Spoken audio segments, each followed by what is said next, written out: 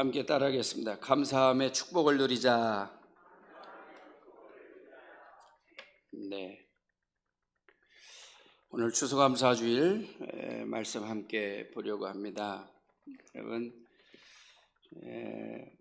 하나님께서 이스라엘 백성들에게 규례로 제정해 주신 말씀들을 살펴보게 되어지면 출애굽기 23장 14절 말씀에 하나님께서 이스라엘 백성들에게 첫 번째로 제정해 주신 그 규례의 말씀이 바로 뭐냐면 절기와 관련되어져 있는 말씀입니다. 이 절기와 관련되어져 있는 그 말씀은 이스라엘 백성들에게 절대적으로 제정해 주신 말씀입니다. 그래서 너는 매년 3차 절기를 어떻게 지켜야 되냐면 반드시 지켜야 된다. 어떻게 지켜야 된다고요? 반드시 지켜야 된다.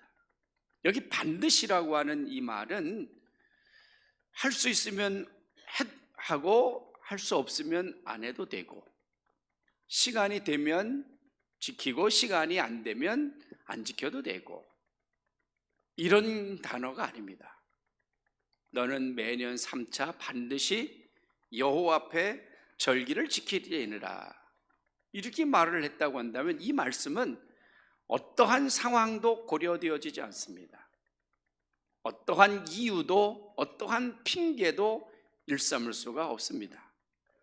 안 지켜서는 안 됩니다. 행하지 않고서는 안 됩니다. 마치 군인이 정해져 있는 그 규율과 법도에 의해서 오직 군인은 복종만이 있을 뿐이라고 하는 이러한 것처럼 반드시 여호와 앞에 지켜야 된다라고 하는 이 말씀은 순종해야 된다는 것입니다. 그때에 이스라엘 백성들에게 제정해 주신 이 절기의 말씀을 우리가 살펴보게 되어지면 3대 절기는 잘 알고 있는 대로 첫 번째 절기가 유월절 절기입니다. 우리로 말하면 광복절과 같은 성격을 가지고 있는 절기지요. 애굽 땅에서 430년간 종살이하던 그 백성, 10년, 20년도 아니고 무려 400년 동안이나 그들을 억압하고 있었고 그들을 옥죄고 있었고, 그런 그들을 자유롭게 만들고 그런 그들에게 그들만의 민족, 그들만의 국가를 세우도록 해주신 분이 누구시에요? 하나님이시잖아요. 우리는 출애굽기의 말씀을 통해서 보면 그 막강한 군대 애굽을 맞서서 군대를 조직했다는 얘기 못 봤습니다. 바로를 대적해서 무력 시위를 했다는 얘기 또한 성경에서 찾아볼 수 없습니다. 그런 그들에게 있어서 자유를 얻고 해방을 찾아서 한 나라의 터를 세우고 국가를 세워온 것은 하나님의 도우심이 아니고서는 있을 수 없는 그러한 역사적인 사건이 바로 이 유월절 해방의 날입니다. 두 번째 절기가 맥추감사절이라고 하는 초실절 절기입니다. 이 절기는 그 해에 첫 번째 농사를 지어서 거두어 들인 결실, 첫 번째 농사를 지어서 추수한 그 결실을 하나님께 감사하는 절기입니다. 그 다음 세 번째가 수장절이라고 하는 추수감사주일, 그 해의 끝에, 그 해의 마지막에 결실한 후에 하나님께 감사의 제사를 드리는 절기가 수장절, 바로 이 추수감사주일입니다. 우리는 이 추수감사주일과 유월절, 이 유대인들에게 있어서 3대 절기의 그 영적 의미를 살펴보면 놀라운 비밀이 거기에 담겨져 있습니다. 무엇이냐? 유월절은 당연히 자유를 얻고 하나님의 도우심과 하나님의 전적인 사랑과 하나님의 전적인 능력의 나타내심, 그거하고 관계가 되어져 있지만 맥주감사주일과 추수감사주일은 어떤 의미가 있느냐 하면, 맥주감사주일은 첫 열매를 드리는 것이고 추수감사주일은 마지막 열매를 드리는 것이에요. 그렇다고 한다면 이것은 바로 처음과 마지막, 시작과 끝, 이런 영적인 의미가 담겨져 있습니다. 하나님이 천지 만물을 창조하신 창조주이세요. 이 세상이 시작되어지고 이 우주가 시작되어진 그 시작의 초점이 바로 누구이냐? 하나님이시라는 것이죠. 그리고 장차 이 세상이 끝이 나는 그 마지막 세상의 종지부를 찍는 종말의 마지막 그 마침표도 바로 누구시냐? 하나님이시라는 것이죠. 그래서 요한계시록에 알파와 오메가가 하나님이시라고 했잖아요. 처음과 나중, 시작과 끝이 하나님이시다. 할렐루야. 그러므로 맥주감사주일을 첫 열매로 드리는 것과 그 해의 마지막 추수를 다 마치고 하나님 앞에 감사를 드리는 이 추수감사주일은 이 우주의 주인이 하나님이시라는 거예요. 생명의 주인이 하나님이시라는 거예요. 시작과 끝, 처음과 마지막이 누구로부터 말미암느냐? 하나님으로부터 말미암는 것이다. 그런 영적인 깊은 의미가 여기에 담겨져 있습니다. 이스라엘 백성들이 출애굽을 하게 되어진 것은 하나님의 전적인 은혜와 하나님의 전적인 사랑과 능력이 아니고서는 있어질 수가 없었던 것이죠. 그리고 출애굽을 한 것으로 끝난 것이 아니라 광야에 나와서 40년 동안 그들이 생활을 하면서 그들이 아침에 만나를 먹고 저녁에 메추라기를 먹고 반석에서 생수를 얻어서 그들이 마시고 가축대도 마시게 하고 낮에는 구름기둥으로 밤에는 불기둥으로 그들을 지키고 보호하고 인도해 주신 분 하나님, 하나님의 은혜가 아니고서는 이 백성들은 존재할 수가 없었던 존재였습니다. 그리고 마침내 가나안 땅에 들어와서 그 젖과 꿀이 흐르는 그 땅에 들어와 있을 때 그들은 그야말로 감개무량하지 않을 수 없었던 것입니다. 애굽에서 430년간 그토록 그리워하고 동경하였고 광야에 나와서 40년 동안 그 악전고투 속에서 가진 시련과 자연의 극한 상황 속에서 그들이 견디면서 이런 시련과 이런 풍산을 겪고 가나안 땅에 들어왔을 때 그들은 얼마나 여러분 감개무량했겠습니까? 이제는 혁띠를 풀을 만도 하고 이제는 그들이 신발끈을 풀을 만도 하고 이제는 긴장해서 좀 마음을 좀 추스리면서 쫓기지 아니하고 두려워하지 아니하고 걱정 근심 없이 젖과 꿀이 흐르는 그 가나안 땅 그 푸른 초원을 바라보며 잔잔한 시냇물 넘쳐나는 갈릴리 바다의 그 호수물을 바라보면서 그들은 이제 잠시 쉬고 싶은 마음이 들지 않을 수 없었을 겁니다. 긴장이 풀릴 수밖에 없었던 것이죠.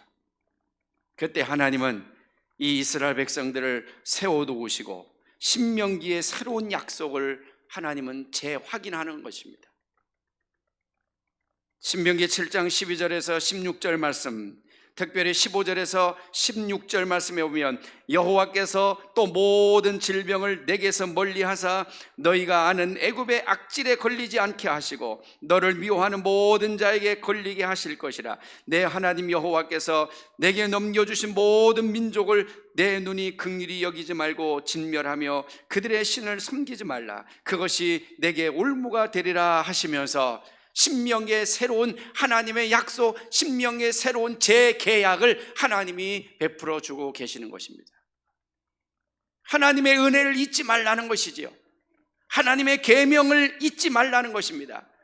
내가 너희에게 분부한 이 모든 법도와 규례와 법률을 하나님이 언약을 지키게 되어지면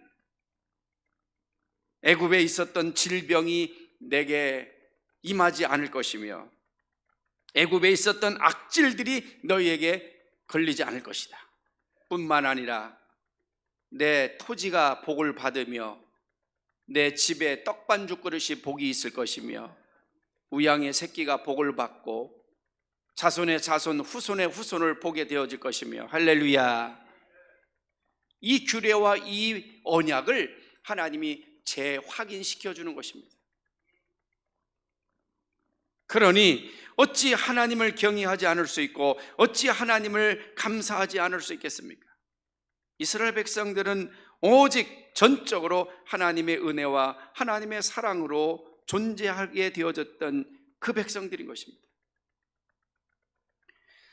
우리 민족의 지난 역사를 가만히 여러분 살펴보게 되어지면 하나님의 은혜와 하나님을 경외할 수 있는 것이 필연 이스라엘 민족뿐만이겠는가, 이렇게 자문하지 않을 수 없습니다. 과연 우리나라는 하나님 앞에 감사할 일이 없을까? 개인적으로 오늘 우리는, 나 자신은 하나님 앞에 감사할 일이 없을까? 우리는 왜 하나님을 경외하고, 우리는 왜 하나님을 예배하고, 우리는 왜 오직 하나님께 감사해야만 하는지 우리 민족사적으로 살펴봐도 우리는 충분히 찾아볼 수가 있습니다. 6.25 전쟁이 일어나던 당시 1950년 우리 민족, 우리나라의 여러분 경제 상황은 어땠을까요?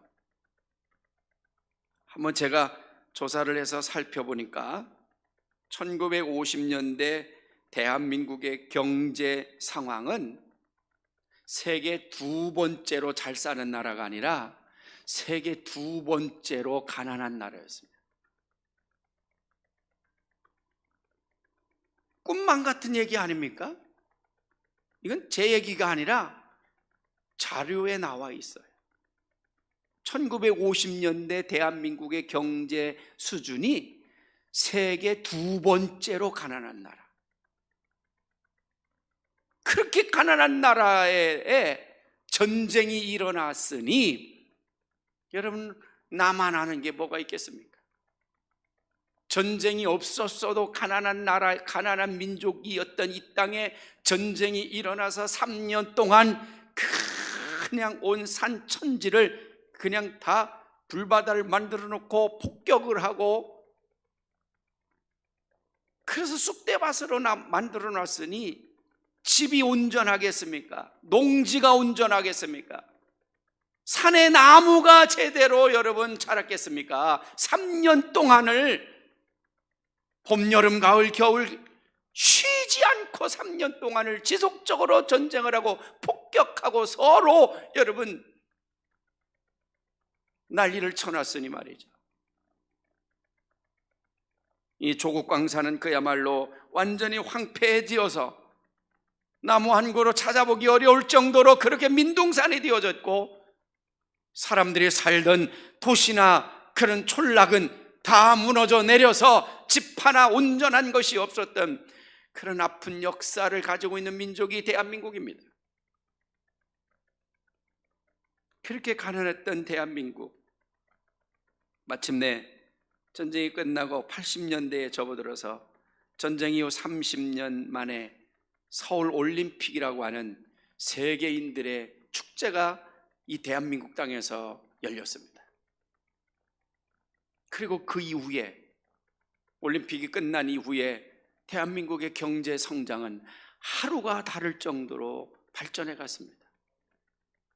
그야말로 자고 아침에 일어나면 빌딩 하나가 쑥쑥 올라갈 정도로 그렇게 급성장해 왔습니다. 마침내 2021년, 2020년, 21세기에 접어들어서 대한민국의 경제는 어느 정도까지 성장했느냐? 1인당 국민소득 약 4만 불에 달할 정도로 대한민국의 경제는 이렇게 우뚝 섰습니다.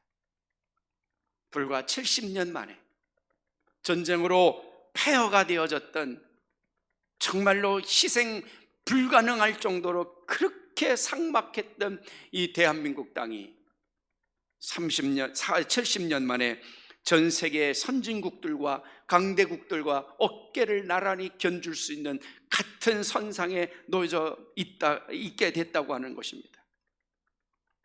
이렇게 성장한 대한민국, 일부 동남아시아와 그리고 후진국들에서 대한민국에 가서 돈을 벌고 싶어서 대한민국에 가면 돈을 많이 벌 수 있다고 하는 코리안 드림이라고 하는 신종어를 만들어내게 만들기까지였습니다. K문화라고 하는 것은 오늘 전 세계 대중문화를 통해서 한국 문화가 전 세계화가 되어져 가고 있는 이러한 위상이 높아지게 되어졌고, 전 세계가 코로나로 인하여 꼼짝달싹할 수 없을 정도의 수많은 사람들이 목숨을 잃고 술을 헤아릴 수 없는 사람들이 이 코로나에 전염이 되어져서 어려움을 겪고 있을 이때에도 K방역이라고 하는 세계적인 새로운 이미지를 세워놓을 정도로 대한민국의 경제와 대한민국 국민들의 문화적 수준은 세계 선진국 어느 나라 못지않게 자긍심을 갖도록 만들어 놓았습니다. 여러분, 어찌 우리가 하나님 앞에 감사하지 않을 수 있겠습니까? 이렇게 가난했던 나라가 경제적으로 성장하여 선진국에 이를 수 있었던 계기와 그리고 가장 중요한 역할을 한 것이 있었다고 한다면 그것은 바로 기독교의 영향력이요, 기독교의 정신 사상이 아닐 수 없습니다. 그 하나의 증거가 바로 무엇이냐면 70년대 여러분, 이 나라를 새롭게 변화시켜 나가기 시작했던 운동이 하나 있었는데 그것이 바로 새마을 운동이라는 것이었습니다. 새마을 운동 잘 알죠? 우리가 중국에 선교하고 있는 선교지에 가보면 우리나라가 도입을 해서 우리나라가 창조해서 대한민국 경제를 이렇게 급성장해 놓게 되어진 새마을 운동을 벤치마킹 해가지고 새마을을 만들어 놓은 지역들이 있다고 하는 것을 우리가 소개받은 적이 있지 않습니까?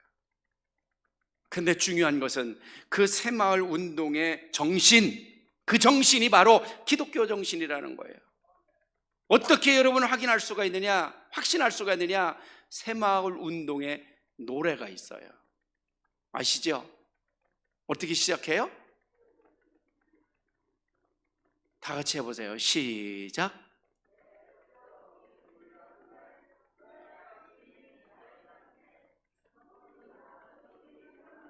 네, 간간히 기억을 하고 계시네요. 간간. 네.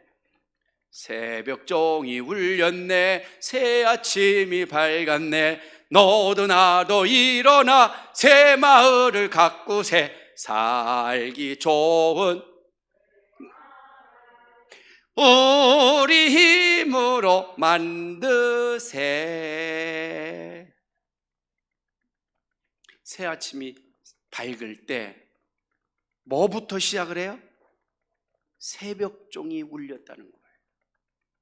이 박정희 대통령의 새마을 운동에 전 국민을 깨우는, 정신을 새롭게 사상을 변화시키는 첫 번째 마디에 뭘 집어넣느냐면 새벽종을 거기다가 집어넣었어요. 그 새벽종이 어디에서 울렸을까요? 교회에서 울린 거예요. 종로에 있는 여러분 보신각에 그 종이 새벽마다 울려진 것이 아니라 전국 각지에 흩어져 있는 골짜기 도시는 물론이거니와 저 섬마을 산골짜기까지 세워졌던 이 땅의 한국 교회에 새벽종이 울리는 시간이 새벽 4시였다 이런 말이죠. 그 새벽종을 여러분 거기에 집어넣은 거예요. 새벽종이 울릴 때 기독교인들은 예배당에 나가서 나라와 민족을 위해서 기도할 때에 국민들은 일어나서 자기 앞마당을 쓸고 동네 마을 길거리를 쓸면서 하루 일과를 시작하도록 이 어두움이 짙게 날렸던 이 대한민국 조국 강산을 깨웠던 것이 바로 한국교회의 새벽종 소리라 이런 말입니다. 할렐루야.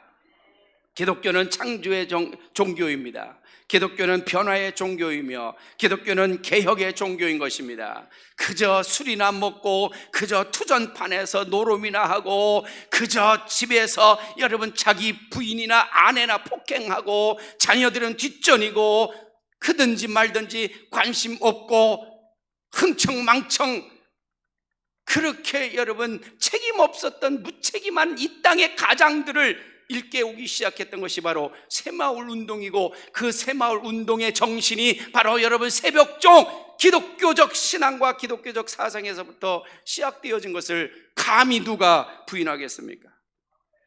사랑하는 여러분, 한국 교회는 이 민족의 역사의 등불이었습니다. 아멘. 한국 기독교는 이 민족의 여러분 희망이었고 소망이었습니다. 감사를 모른다면 내게 주어진 것의 소중함도 깨달을 수가 없습니다. 감사할 때 내 손에 들려진 것이 아무리 작은 것이고 보잘것없는 것일지라도 소중한 것을 알 수 있습니다.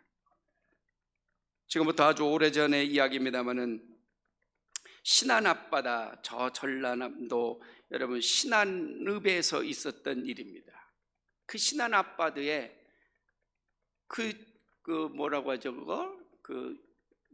보물선이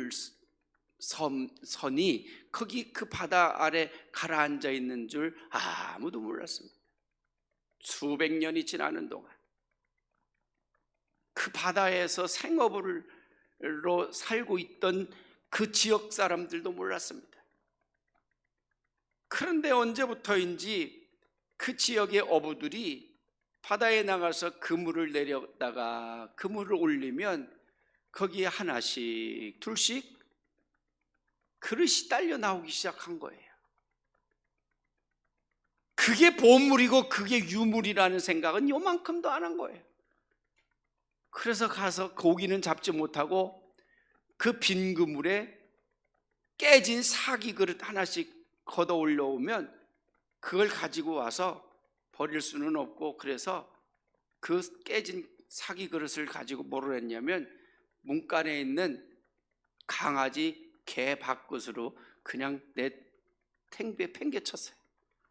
그래서 거기다가 강아지 개 밥 주는 개 밥그릇으로 쓴 거예요. 아니면 빗물 떨어지는 처마 밑에 빗물 바지로 그냥 갖다가 그렇게 놨던 거예요. 그런데 어느 날 옛날 민속품, 옛날 물건을 수집하는 이 고물상이 그 마을에 간 거예요. 그 마을에 가서 보니까 집집마다 이상하게 생긴 그릇들이 하나씩, 문간에는 개밥그릇이 있고 처마 밑에는 물바지로 있고 빗물바지로 있고 이런 거예요. 그래도 아무래도 예산치 않아가지고 그걸 가지고 와서 서울에 와서 감정을 해보니까 세상에 그게 고려시대의 고려 유물이었던 거예요. 놀라지도 않으시네. 개밥그릇이 고려 청자였다니까요. 그 개는 뭔 팔자가 좋아서 억대 그릇에다가 밥을 먹고 그러고 지냈는지 말이죠. 예? 그 개는 죽었어도 여한이 없을 거예요. 억대 그릇에다가 밥 먹고 그렇잖아요. 여러분, 감사를 모르면요 자기가 가지고 있는 소중한 걸 모르는 거예요. 그게 고려시대의 유물인 줄을 여러분 아무도 알지 못했을 때는 그것이 소중한 줄을 모르고 그냥 개밥그릇을 썼던 것이고 처마 밑에 물바지로 빗물 담는 빗물 그릇으로 그냥 내박쳐 두고 있었던 것입니다. 잠언 11장 22절 말씀에 보면 아름다운 여인이 그 아름다움을 알지 못하면 그것은 마치 그 아름다움은 돼지 코에 걸려있는 금거리와 다를 바가 무엇이 있겠느냐, 이렇게 말했어요. 내가 가지고 있는 것, 나에게 있는 것이 소중함을 깨닫지 못하면, 그것에 대한 감사함을 알지 못하면 그것은 마치 돼지 코에 금고리를 걸고 있는 사람과 다를 바가 없다는 것입니다. 사랑하는 성도 여러분, 이 코로나 시대에 얼마나 힘들고 어려우십니까? 그러나 우리는 그 가운데서도 하나님 앞에 감사할 수 있어야 할 줄로 믿습니다. 어떻게 감사해야 될까요? 마가복음 12장 42절 말씀에 보면 어느 한 가난한 여인이 주의 성전에 나왔습니다. 주의 성전에 나와서 하나님 앞에 예물을 드릴 때 그가 가지고 있는 건 동전 2개였습니다. 두 랩돈밖에 되어지지 않습니다. 그것을 하나님 앞에 드릴 수가 없어서 그저 민기적거리고 그저 머뭇머뭇거립니다. 너무나 부족하고 너무나 적은 것이었기에 이 여인은 주저주저하고 있습니다. 그때 예수님께서는 이렇게 말씀합니다. 너희는 있는 것 중에, 너희는 풍성한 것 중에 드렸지만 이 여인은 그의 생활비 전부를 드리는 것과 다를 바가 없다. 그렇게 말씀합니다.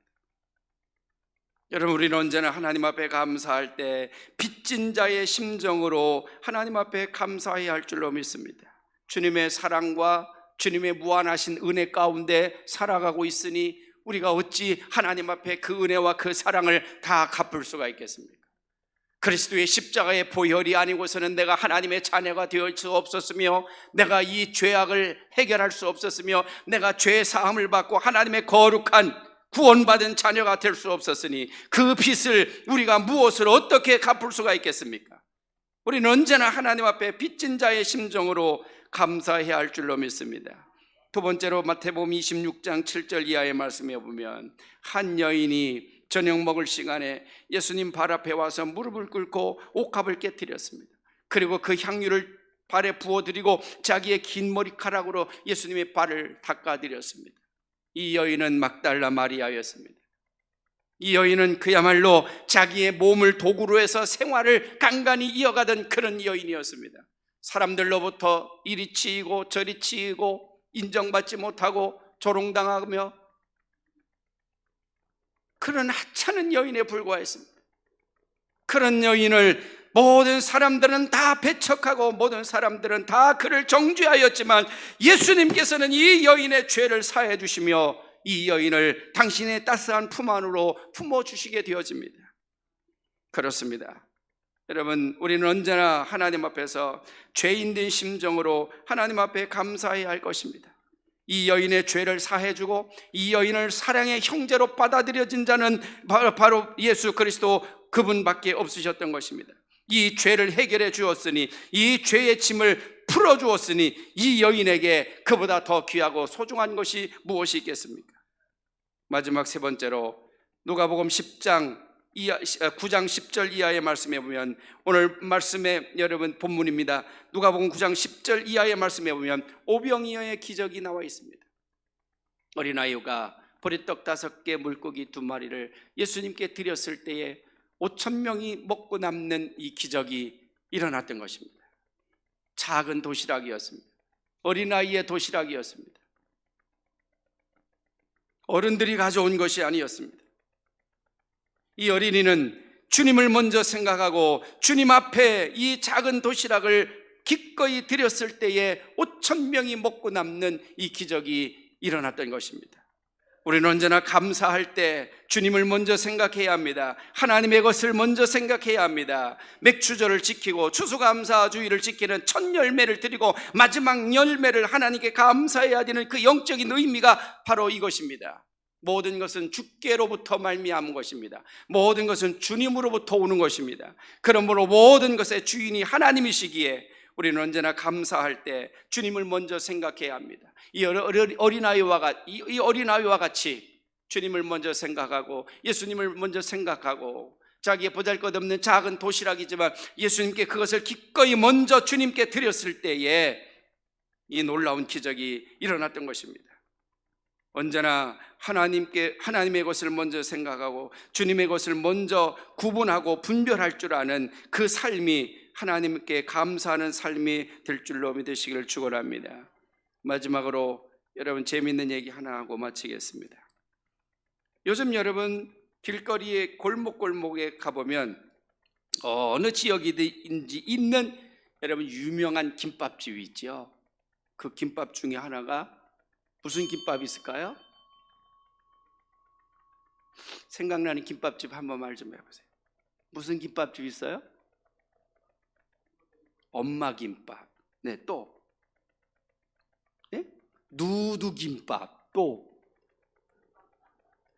김밥 천국. 그거 얘기하려고 그랬어요. 김밥 천국이 왜 김밥 천국이 됐는지 아세요? 잘 모르시죠? 제가 그 김밥 천국의 얘기를 해드릴게요. 어느 날 이 산골에 개미들이 겨울을 준비하려고 부지런히 가을에 먹이를 막 자기 집으로 물어 나르는 거예요. 정신없이. 왜? 조금 있으면 동절기가 오니까 눈이 오고 추워지면 바깥에 나올 수가 없으니까 겨울철 양식을 구하느라고 이 개미들이 그냥 줄을 지어서 정신없이 먹이를 막 물어 나르고 난리를 치고 그러고 있는데, 단풍 구경을 온 관광객들이 저 높은 산 꼭대기에서, 산 정상에서 싸온 점심 도시락을 쫙 펴가지고서 식사를 하는 거예요. 근데 그 중에 한 사람이 그만 김밥 하나를 딱 들어가지고서 먹으려다가 이 젓가락이 똑 부러지는 바람에 김밥이 땅에 뚝 떨어졌어요. 그래서 땅에 떨어진 김밥이 떼굴떼굴 굴르더니 낭떠러지 밑으로 김밥이 꽝 하고 떨어지는 거예요. 마침 그 김밥이 떨어지는 그 길에 누가 기어가고 있어야 되면 개미들이 거길 기어가고 있었던 거예요. 김밥이 하나가 하늘에서 쿵 하고 떨어지는 순간에 이게 김밥이 떨어졌다니까요. 이게 웬 횡재냐? 우리로 말하면 개미 나라에서 하늘에서 떨어진 그 김밥 한 개는 우리로 보면 로또 복권 1등 점든 거하고 똑같은 거예요.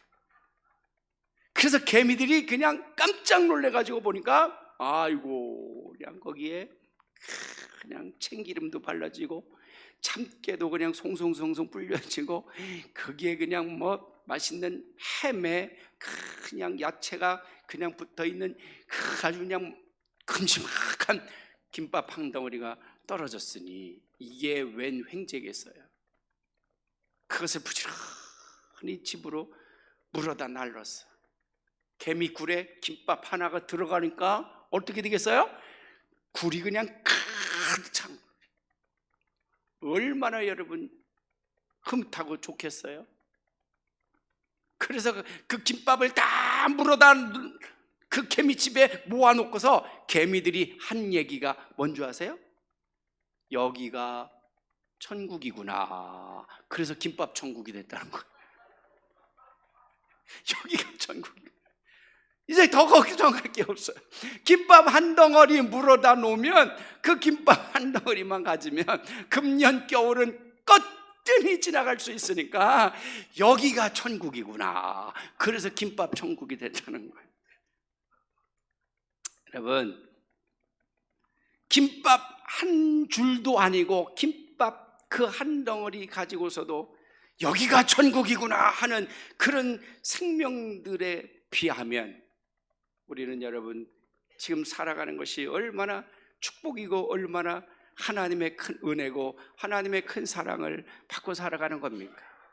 김밥 하나도 여기가 천국이라고 말한다고 한다면 이렇게 하나님이 무한히 사랑해 주시고 이렇게 끝없이 은혜를 베풀어 주고 그래서 하나님의 그 큰 사랑 속에서 세계 두 번째로 가난했던 대한민국 땅이 여러분 세계 선진국 대열에 같이 어깨를 맞대고 전 세계인들이 여러분 부러워하는 이 대한민국 땅에 살고 있는 이 축복이야말로 여기가 천국이 아니고 여러분 어디가 천국이겠습니까?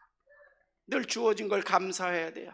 지금 가지고 있는 것을 소중하게 생각해야 됩니다. 할렐루야. 그럴 때 감사가 넘쳐나는 것이고 거기에 천국이 이루어지는 것이.